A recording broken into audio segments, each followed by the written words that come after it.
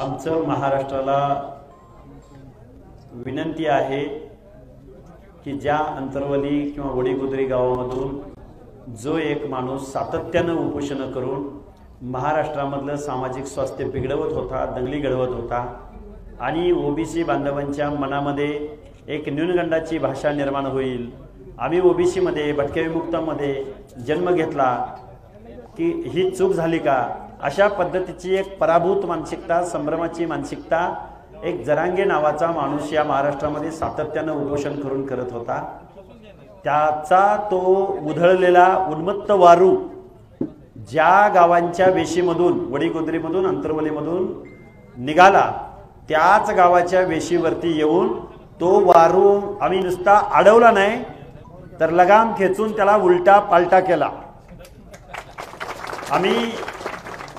आम्ही सरकारला रोखलं, आम्ही मुख्यमंत्र्यांच्या बेकायदा कृत्यांना रोखलं। जे हैदराबाद गॅजेट आणायचं म्हणून या महाराष्ट्रामध्ये ज्या हालचाली चालू होत्या, ज्या कॅबिनेटमध्ये निर्णय होणार होता, त्या कॅबिनेटचा निर्णय आम्ही, आता काही लोकांना वाटतं, काही लोक टीका करतात, तो उपोषणाला बसला की हे उपोषणाला बसले, त्यांनी हे केलं की त्यांनी त्याहून केलं, पण आम्ही अशा बेकायदा कृत्यांना उपोषणाला बसून महाराष्ट्राच्या मुख्यमंत्र्यासह सर्व मंत्रिमंडळाला हैदराबाद गॅजेटचा जो निर्णय लागू होणार होता तो आम्ही रोखण्यामध्ये यशस्वी झालो। याच्यामध्ये योगदान वडीगुद्री गावामधील सर्व मंडळींचं आहे, आजूबाजूच्या सर्व तालुक्यामधल्या लोकांचं यामध्ये योगदान आहे।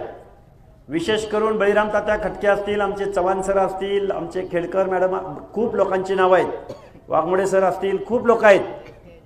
तुम्हाला सांगायचा एवढाच उद्देश आहे की वडीगुद्री आणि वडीगुद्रीच्या पंचक्रोशीतल्या आजूबाजूच्या तरुण वर्गाने छातीची ढाल करून झुंडशाहीला, झडपशाहीला, दादागिरीला, आणि आम्ही म्हणजे महाराष्ट्र आणि आम्ही म्हणू ती दिशा म्हणजे गुंड, रेतीवाले, मटकावाले, गुटखावाले, तडीपार मंडळी, या सगळ्या मंडळींना घेऊन जरांगेंनी ज्या महाराष्ट्रात हैदोस घातला होता ते महाराष्ट्राच्या शासनाला जमलं नाही, ते महाराष्ट्राच्या गृहमंत्र्यांना जमलं नाही, ते महाराष्ट्राच्या उपमुख्यमंत्र्यांना जमलं नाही, ते आम्ही नैतिकदृष्ट्या उपोषणाच्या माध्यमातून या महाराष्ट्राच्या मुख्यमंत्र्याचं मॉरल डाऊन करण्याचं काम केलं। आणि आज आम्ही एका मर्यादेमध्ये शासनावर आमचा 100% अविश्वास आहे, म्हणजे आमचा 1% विश्वास नाही या मुख्यमंत्र्यावर। या मुख्यमंत्र्याने जर परत असलं काय करायचा प्रयत्न केला तर आमचं दुसरं आंदोलन उभं राहील।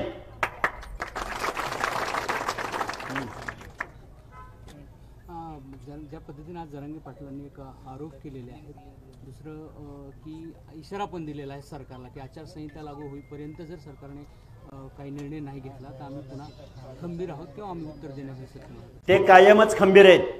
बघा, एक आपण पहिल्यापासून एक गोष्ट ऐकत आलोय, लांडगा आला रे आला। किती दिवस हुल देणार तुम्ही इथल्या जनतेला? किती दिवस हुल देणार तुम्ही सरकारला? एक दिवस लांडगा निश्चित येईल आणि तुम्हाला फस्त करल्याशिवाय राहणार नाही। त्यामुळे कायद्याला, घटनेला, संविधानाला चॅलेंज करायच्या भानगडीत, मोडतोड करायच्या भानगडीत, जे राज्य मागासवर्ग 4 राज्य मागासवर्ग आयोगांना मान्य नाही, जे केंद्रीय मागासवर्ग आयोगाला मान्य नाही, जे सुप्रीम कोर्टाला मान्य नाही, जे तत्कालीन औरंगाबाद खंडपीठ म्हणजे आताचं छत्रपती संभाजीनगर खंडपीठ म्हणजे जस्टिस मारला पल्ले यांना मान्य नाही, कोर्ट ऑफ कंटेम्प्ट करून, द्रविडी प्राणायाम करून, वेगवेगळ्या मार्गाने पहिल्यांदा काढलं कुणबीची नोंद, पुन्हा काढलं हैदराबाद गॅजेट, पुन्हा काढलं देवीची लस, म्हणजे देवीची लस घेताना नोंदी झालत्या, म्हणजे देवीची लस देताना जात लिहिली गेली का त्या रिपोर्ट कार्डवर? अरे मुख्यमंत्री महोदय, लाज वाटते आपली, तुमची आम्हाला लाज वाटते। उद्या काय करचाल? स्वातंत्र्यपूर्व कालखंडामधल्या नोंदी 2024 ला अंमलात आणताय? सरकार चालवत आहे का काय गुत्ता चालवत आहे?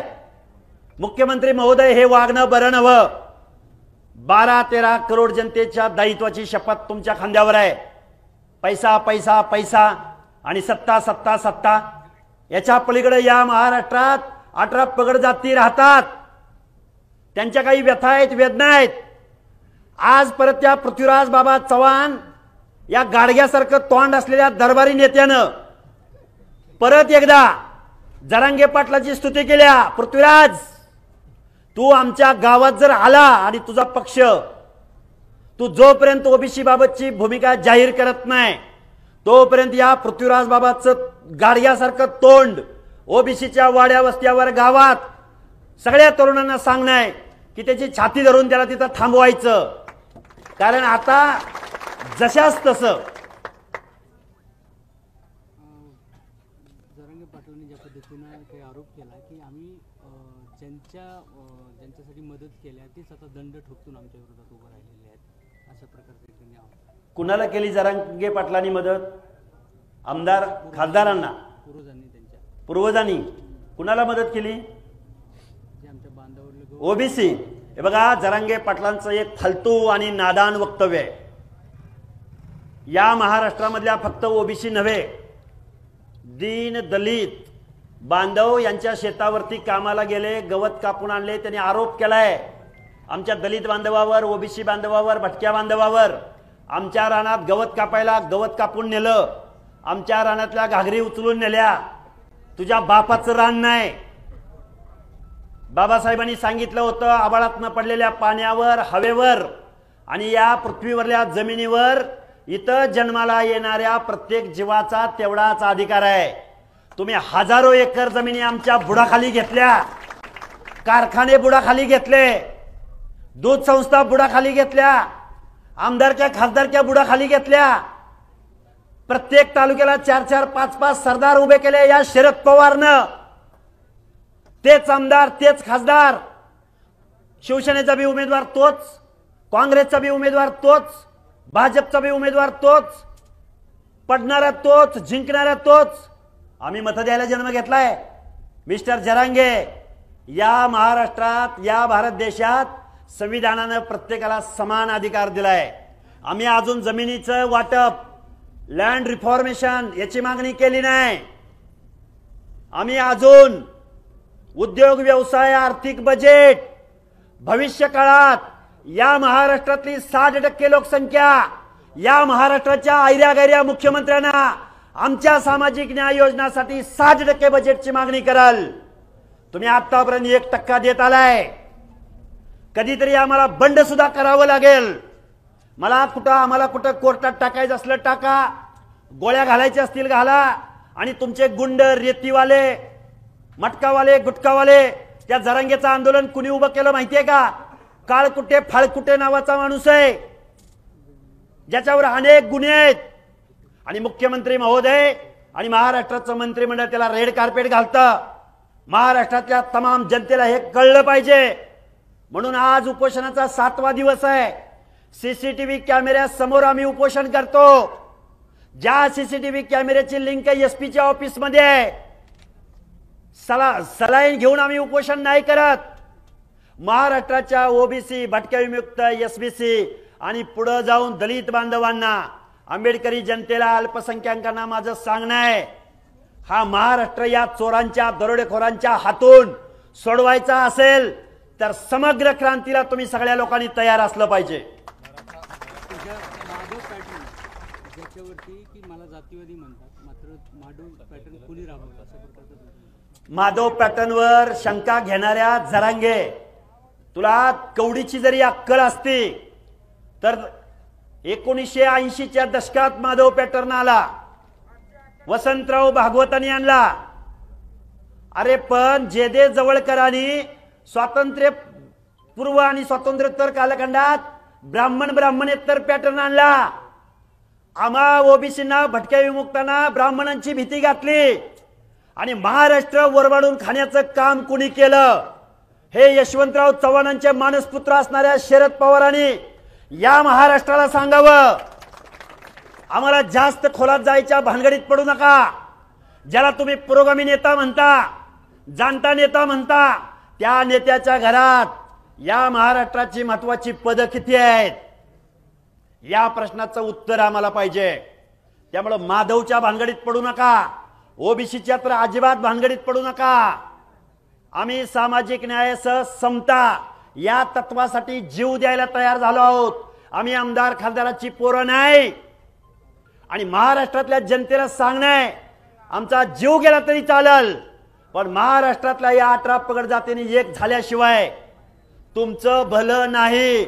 आणि तुम्ही जर या निवडणुकीच्या अगोदर एक झाला नाही तर 2024 नंतर ओबीसी विजयंतीचं आरक्षण तुम्ही विसरून जायचं।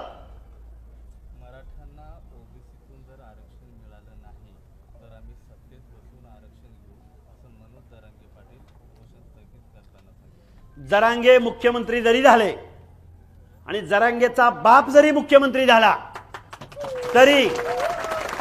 तरी जोपर्यंत संविधानिक आयोग, स्वायत्त आयोग, ज्याला कॉन्स्टिट्यूशनने विशेष अधिकार दिलेत, तो राज्य मागासवर्ग आयोग जोपर्यंत यांना मागासवर्ग म्हणून डिक्लेअर करत नाही, शिफारस करत नाही, तोपर्यंत जरांगेंचं हे दिवा स्वप्न हे छोट्याशा बाटलीमध्येच बंद राहणार।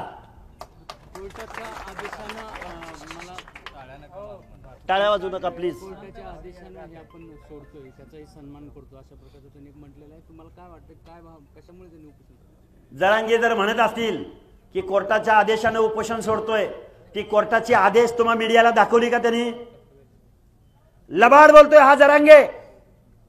आम्ही इथं वडीगोद्रीच्या वेशीवर बसलो, आमच्यावरती जीव घेणे हल्ले झाले, रात्री 1 वाजता 1:30 वाजता 4 तरुण आमच्या स्टेजवर आले।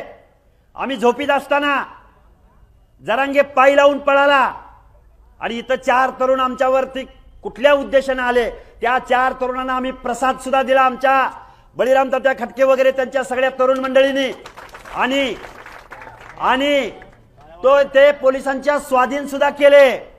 त्यांची चौकशी झाली पाहिजे, त्यांच्यावर गुन्हे दाखल झाले पाहिजेत।